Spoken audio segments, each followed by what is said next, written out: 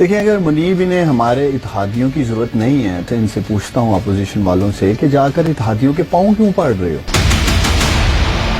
और ये जो बात करते हैं हम हुकूमत गिरा देंगे, मैं समझता हूँ जो हाथ करप्शन से रंगे हों, जो हाथ पाकिस्तानियों लूट मार कर करके कमजोर हो चुके हों,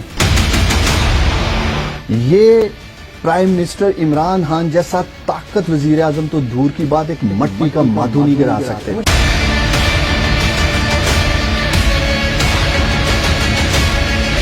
आप इनके चेहरे देखें, इनके चेहरों पे पाकिस्तानियों आपको वो खुद एतमादी नजर ही नहीं आएगी जो तरीके में एतमाद ला सकती है।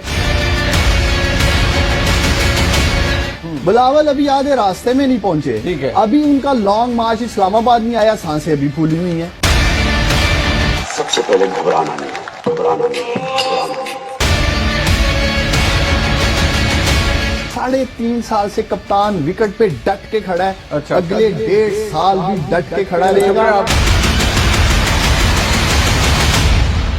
तो आप देखेंगे मुंह की खानी पड़ेगी, मुंह छुपाने को इस मुल्क में इस अपोजिशन को जगह नहीं मिलेगी। जिस दिन बुरी तरह इनकी तरीके में एतमाद निकाम होगी, मैं देखता हूं इनमें से कौन कैपिटल टॉक में आके मेरे साथ बैठता है। लेके आओ।